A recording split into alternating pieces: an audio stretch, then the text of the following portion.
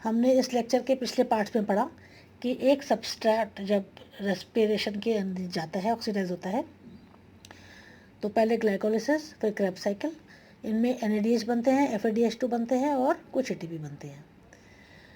तो जो NADH और FADH है, इनके अंदर एनर्जी ट्रैप हो जाती है और अल्टीमेटली ये एनर्जी, ये ब्रेक डाउन होते हैं, ऑक्सीडाइज होते हैं और इनकी एनर्जी रिलीज होकर ATP बनती है, वो जो एनर्जी करेंसी होती है सेल की। तो ये जो मॉलिक्यूल NADH और FADH2 कैसे ऑक्सीडाइज होते हैं? इलेक्ट्रॉन ट्रांसपोर्ट सिस्टम के थ्रू, और अपनी एनर्जी रिलीज कर देते हैं। इलेक्ट्रॉन ट्रांसपोर्ट सिस्टम में जो इलेक्ट्रॉन है वो एक कैरियर से दूसरे कैरियर तक जाता है। अल्टीमेटली इलेक्ट्रॉन ऑक्सीजन को दे दिया जाता है, जिससे पानी बन जाता है। और इलेक्ट्रॉन ट्रांसपोर्ट सिस्टम या इलेक्ट्रॉन ट्रांसपोर्ट चेन होती कहाँ है? ये होती है इनर माइटोकॉन्ड्रियल मेम्ब्रेन के अंदर। माइटोकॉन्ड्रिया के 2 मेम्ब्रेन होते हैं, जो अंदर वाला मेम्ब्रेन होता है उसके अंदर होती है, उसमें होती है। इलेक्ट्रॉन ट्रांसपोर्ट सिस्टम समझने के लिए कुछ फैक्ट्स बता दें तो ज़्यादा आसान रहेगा। एक हाइड्रोजन एटम क्या होता है? ये एक्चुअली एक इलेक्ट्रॉन और एक प्रोटॉन होता है, बस। H आयन क्या होता है? खाली एक प्रोटॉन होता है। तो एक H एटम H आयन बन जाता है अगर उसका इलेक्ट्रॉन निकाल दिया जाए तो। दूसरी बात, ऑक्सीडेशन किसको कहते हैं? या तो किसी एटम या मॉलिक्यूल में ऑक्सीजन ऐड हो जाए, या उसमें से हाइड्रोजन निकाल ली जाए, या H आयन निकाल लिया जाए, या इलेक्ट्रॉन्स निकाल लिए जाए। और रिडक्शन किसको कहते हैं? हाइड्रोजन ऐड हो जाए, या ऑक्सीजन निकाल ली जाए, या इलेक्ट्रॉन्स ऐड कर दी जाए। आप ऐसे याद कर सकते हैं कि इलेक्ट्रॉन्स नेगेटिवली चार्ज होते हैं, अगर वो किसी के बैंक अकाउंट में ऐड होंगे तो एक्चुअली बैंक अकाउंट रिड्यूस हो रहे हैं। सो रिसीविंग इलेक्ट्रॉन्स इज रिडक्शन। जो NADH का H एटम है, मतलब एक इलेक्ट्रॉन और प्रोटॉन, उससे ले लिया जाता है। कौन लेता है? कॉम्प्लेक्स 1। कॉम्प्लेक्स 1 इलेक्ट्रॉन तो रख लेता है, और जो प्रोटॉन है H आयन, उसको इंटर मेम्ब्रेन स्पेस पे फेंक देता है। तो ETS के जो मेंबर्स हैं वो सब ऐसे ही करते हैं। जब भी इलेक्ट्रॉन उनको मिलता है तो वो एक प्रोटॉन या H+ मैट्रिक्स से उठाते हैं, और जब वो इलेक्ट्रॉन आगे वाले मेंबर को दे देते हैं तो जो H आयन उन्होंने उठाया होता है मैट्रिक्स में से, वो वापस मैट्रिक्स को नहीं करते, इंटर मेम्ब्रेन स्पेस पर डाल देते हैं।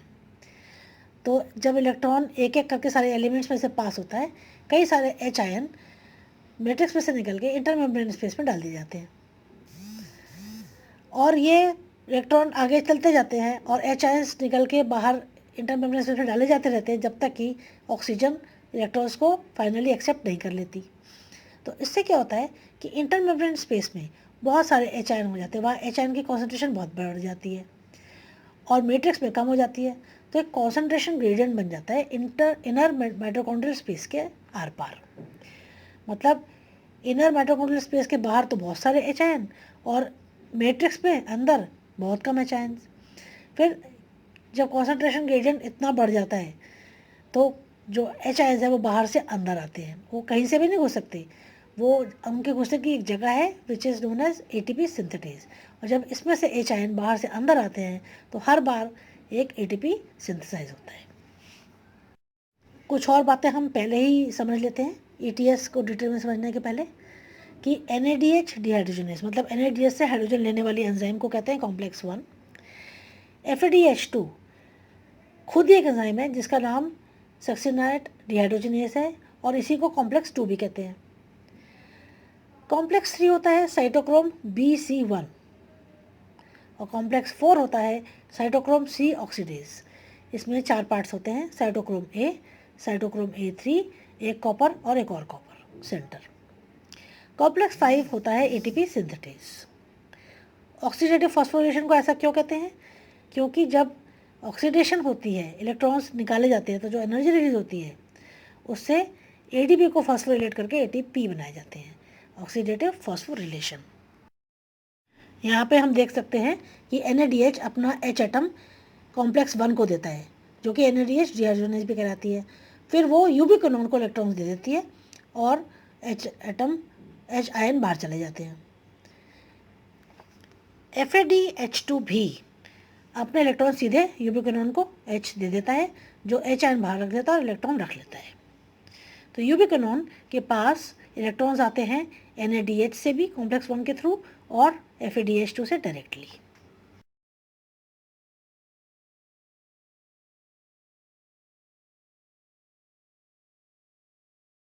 और जो FADH2 है, जैसे हमने कहाँ देखा था ये साइट्रिक एसिड साइकिल में, जब सक्सेनिक एसिड से मैलिक एसिड बनता है तो FADH2 बनता है। FADH2 एक्चुअली एक एंजाइम है जिसका नाम सक्सेनिक डिहाइड्रोजनेस है और कॉम्प्लेक्स 2 भी इसको कहते हैं। आप देखिए राइट में सक्सेनिक एसिड से बना है मैलिक एसिड, पर बीच में कॉम्प्लेक्स 2 जो है वो पहले फ्यूमरेट करता है। तो क्रेब्स साइकिल में एक और स्टेप ऐड हो गया। सक्सेनिक एसिड जब मैलिक एसिड बनता है बीच में फ्यूमरेट भी बनता है और यहाँ पे FADH2 बनता है। ये FADH2 एक एंजाइम भी है, कॉम्प्लेक्स 2 भी है। सारे इलेक्ट्रॉन FADH2 यूबिक्विनोन को देता है और NADH डिहाइड्रोजन भी यूबिक्विनोन को देता है। तो यूबिक्विनोन के पास दोनों जगह से इलेक्ट्रॉन आ जाते हैं। तो यूबिक्विनोन जो है वो H+ उठाता है मैट्रिक्स से, इलेक्ट्रॉन ऑलरेडी उसके पास है, वो यूबिक्विनोल बन जाता है। फिर यूबिक्विनोल वापस से ऑक्सीडाइज होकर यूबिक्विनोल बनता है, क्योंकि अपना इलेक्ट्रॉन तो वो साइटोक्रोम C को दे देता है और H आयंस इंटरमेम्ब्रेन स्पेस में डाल देता है। यूबिक्विनोन साइटोक्रोम C को डायरेक्टली नहीं भेजता इलेक्ट्रॉन, पहले साइटोक्रोम BC1 कॉम्प्लेक्स को कॉम्प्लेक्स 3 को भेजता है, कॉम्प्लेक्स 3 और फिर कॉम्प्लेक्स 3 साइटोक्रोम C को देता है। तो दोनों NADH और FADH2 अपने इलेक्ट्रॉन्स यूबिक्विनोन को देते हैं, जो फिर साइटोक्रोम C को देता है, कॉम्प्लेक्स 3 के थ्रू। साइटोक्रोम C जो है वो एक छोटा सा प्रोटीन होता है और इनर मेम्ब्रेन के बाहर चिपका होता है। ये एक्चुअली मोबाइल होता है, ये कॉम्प्लेक्स 3 से इलेक्ट्रॉन लेके चल के जाता है और कॉम्प्लेक्स 4 को दे देता है। कॉम्प्लेक्स 4 क्या है? Cytochrome C oxidase. इसमें हमने पहले देखा, इसमें साइटोक्रोम A होते हैं, साइटोक्रोम A3 होते हैं और 2 कॉपर सेंटर होते हैं। तो हम कह सकते हैं कि साइटोक्रोम C इलेक्ट्रॉन लेके और फिर खुद ही साइटोक्रोम C ऑक्सीडेज के पास जाके कहता है लो इलेक्ट्रॉन। कॉम्प्लेक्स 4 जब इलेक्ट्रॉन साइटोक्रोम C से लेता है तो वो भी एक H आयन हर एक इलेक्ट्रॉन के लिए मैट्रिक्स उठाता है और मैट्रिक्स में बाहर डाल देता है इंटरमेम्ब्रेन स्पेस में। तो हमने देखा सीक्वेंस, दोनों NADH और FADH2 के इलेक्ट्रॉन यूबिक्विनोन पे जाते हैं, वो साइटोक्रोम BC1 के थ्रू कॉम्प्लेक्स 3 के थ्रू साइटोक्रोम C पे जाते हैं, साइटोक्रोम C फिर उनको कॉम्प्लेक्स 4 को दे देता है। फाइनली इलेक्ट्रॉन ट्रांसफ़र होते होते ऑक्सीजन के पास जाता है, तो कॉम्प्लेक्स 4 ऑक्सीजन को इलेक्ट्रॉन्स दे के छुट्टी पाता है और फिर से एक H आयन उठा के इंटरमेम्ब्रेन स्पेस पर डाल देता है। ऑक्सीजन एटम के पास जब इलेक्ट्रॉन पहुंच जाता है तो हर एक 2 इलेक्ट्रॉन के लिए 2 प्रोटॉन वो मैट्रिक्स उठा लेता है, तो 2 H बन जाते हैं, तो H2O बन जाता है और बाहर चला जाता है। इस एनिमेशन से आपको पिक्चर बिल्कुल क्लियर हो जाएगी। आप देख सकते हैं इनर मेम्ब्रेन ऑफ माइटोकॉन्ड्रिया, जो माइटोकॉन्ड्रिया का अंदर का मेम्ब्रेन है वो लाइट ब्लू कलर का दर्शाया गया है और बाहर का membrane, outer membrane dark blue colour का। तो आउटर मेम्ब्रेन और इनर मेम्ब्रेन के बीच में जो जगह है उसका नाम है इंटर मेम्ब्रेन स्पेस, और इनर मेम्ब्रेन के अंदर जो जगह है वो है माइटोकॉन्ड्रिया का मैट्रिक्स। आप देख सकते हैं कि जो इनर मेम्ब्रेन है उस पर कुछ कुछ कॉम्प्लेक्सेस हैं, ये हैं इलेक्ट्रॉन ट्रांसपोर्ट सिस्टम के एलिमेंट्स। और मैट्रिक्स के अंदर आप देख सकते हैं काफ़ी सारे H आयंस हैं, मतलब प्रोटॉन्स। NADH दिख रहा है, NAD के साथ एक H एटम, मतलब NAD और उसके साथ एक प्रोटॉन और इलेक्ट्रॉन, और FAD के साथ 2 प्रोटॉन और 2 इलेक्ट्रॉन, मतलब FADH2। अब NAD जो है अपना H एटम देता है कॉम्प्लेक्स 1 को, NADH डिहाइड्रोजनेस, जो इलेक्ट्रॉन रख के प्रोटॉन को इंटरमेम्ब्रेन स्पेस में डाल देता है। FADH2 के प्रोटॉन्स के H एटम्स चले जाते हैं कॉम्प्लेक्स 2 में, जो इलेक्ट्रॉन रख के और H आयन इंटरमेम्ब्रेन स्पेस में डाल देते हैं। दोनों से इलेक्ट्रॉन्स कॉम्प्लेक्स 1 और कॉम्प्लेक्स 2 से आते हैं यूबिक्विनोन के पास, जो लेता है मैट्रिक्स से और H आयंस और यूबिक्विनोल बन जाता है। फिर ये इलेक्ट्रॉन कॉम्प्लेक्स 3 को दे देता है और H आयंस बाहर फेंक देता है। कॉम्प्लेक्स 3 अपने ये इलेक्ट्रॉन साइटोक्रोम C को देता है अल्टीमेटली, और H आयंस उसी तरह से फिर बाहर चले जाते हैं। साइटोक्रोम C इलेक्ट्रॉन लेकर के साइटोक्रोम C ऑक्सीडेज या कॉम्प्लेक्स 4 जिसको कह सकते हैं उनको दे देता है। कॉम्प्लेक्स 4 फाइनली इलेक्ट्रॉन देता है ऑक्सीजन को, जो मैट्रिक्स से हाइड्रोजन आयन या H+ उठाते हैं और ऑक्सीजन और 2 H एटम मिलके बन जाते हैं वाटर और चले जाते हैं। अब आप देख सकते हैं कि इंटरमेम्ब्रेन स्पेस में कितने सारे H आयन हैं और मैट्रिक्स में बहुत कम, तो एक H आयन का कॉन्सेंट्रेशन ग्रेडियंट क्रिएट हो चुका है।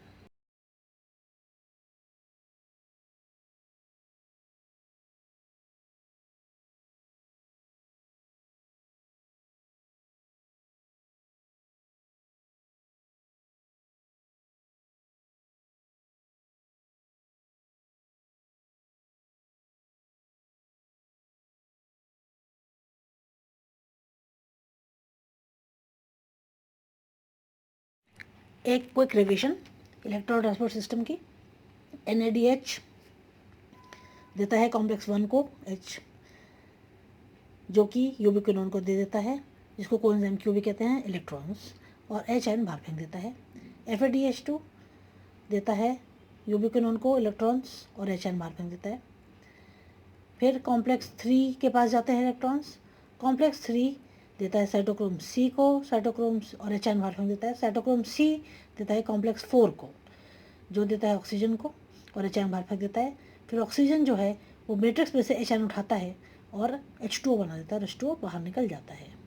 तो बाहर इतने सारे इंटरमेम्ब्रेन स्पेस में इतने सारे H आयन और मैट्रिक्स में बहुत कम।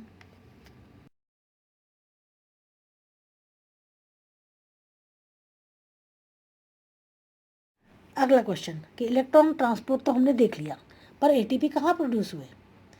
ATP प्रोड्यूस होने के लिए एक प्रोसेस होता है जिसका नाम है केमियोस्मोसिस। हमने देखा कि इलेक्ट्रॉन ट्रांसपोर्ट चेन में क्या हुआ, इंटरमेम्ब्रेन स्पेस में बहुत सारे H आयन कॉन्सेंट्रेट हो गए और मैट्रिक्स में H आयन बहुत कम हो गए कॉन्सेंट्रेशन। तो जब बाहर बहुत ज़्यादा कॉन्सेंट्रेशन हो जाती है और मैट्रिक्स में कम होती है, तो हाई कॉन्सेंट्रेशन से लोअर कॉन्सेंट्रेशन में H आयन्स मूव करते हैं, तो वो इंटरमेम्ब्रेन स्पेस से उठ के मैट्रिक्स लाने की कोशिश करते हैं। पर वो ऐसा नहीं कि कहीं से भी घुस जाए, उनको आना पड़ता है एक चैनल के थ्रू, और वो चैनल का नाम है ATP सिंथेटेज। इसमें से जब H आयन गुजरते हैं, तो जैसे वो बाहर से अंदर की तरफ आते हैं, हर बार एक ATP बनता है मैट्रिक्स के अंदर। तो फिर अगला क्वेश्चन कि हम इलेक्ट्रॉन ट्रांसपोर्ट सिस्टम पढ़ते ही क्यों हैं, जब सारा कहानी तो H आयन की है। वो बाहर इकट्ठे होते हैं, जब वो अंदर आते हैं तो ATP बनता है। इलेक्ट्रॉन ट्रांसपोर्ट चेन इसलिए ज़रूरी है क्योंकि केमियोस्मोसिस को हमने फोटोसिंथेसिस में भी देखा है, होने के लिए हमें 4 चीज़ों की ज़रूरत होती है। एक सेमी परमेबल मेम्ब्रेन, जो कि इस केस में इनर माइटोकॉन्ड्रियल मेम्ब्रेन है, माइटोकॉन्ड्रियल का अंदर वाला मेम्ब्रेन। एक प्रोटॉन पंप, मतलब किसी भी तरह की एनर्जी जिससे H आयंस को बाहर किसी तरफ एक जगह कंसंट्रेशन बढ़ाई जा सके। फिर प्रोटॉन ग्रेडियंट, मतलब किसी तरह से प्रोटॉन कहीं एक जगह ज़्यादा हो जाए और एक जगह कम। यहाँ पे हम इंटरमेम्ब्रेन स्पेस में कॉन्सेंट्रेशन बढ़ाते हैं और मैट्रिक्स में कम करते हैं। और फाइनली चौथा जो चीज़ चाहिए वो है ATP सिंथेटेज, जिसको ATPase भी बोलते हैं। तो जो एनर्जी है जिससे हमने प्रोटॉन बाहर फेंके, वो कहाँ से आती है? वो आती है कि जब ये इलेक्ट्रॉन हाई एनर्जी से ट्रांसफर हो के लोअर एनर्जी में जाता है, तो एक एनर्जी रिलीज होती है और हर बार एक H आयन इस एनर्जी को यूज़ करके बाहर फेंक दिया जाता है। इस पिक्चर में हमें पूरा माइटोकॉन्ड्रिया दिख रहा है, जिसमें एक आउटर मेम्ब्रेन है, एक नीले रंग का इनर मेम्ब्रेन है, जिसमें इलेक्ट्रॉन ट्रांसपोर्ट सिस्टम के एलिमेंट्स लोकेटेड हैं, जिसमें से कॉम्प्लेक्स 5 जो है वो ATP सिंथेटेज, जिसके 2 पार्ट्स हैं, F0 F1। F0 वो चैनल है जिससे H आयन अंदर आते हैं, F1 वो पार्ट है जिससे ATP बनता है। तो हम देख सकते हैं कि इनर मेम्ब्रेन और आउटर मेम्ब्रेन के बीच में इंटर मेम्ब्रेन स्पेस है, जिसमें बहुत सारे H आयन इकट्ठे हुए हैं।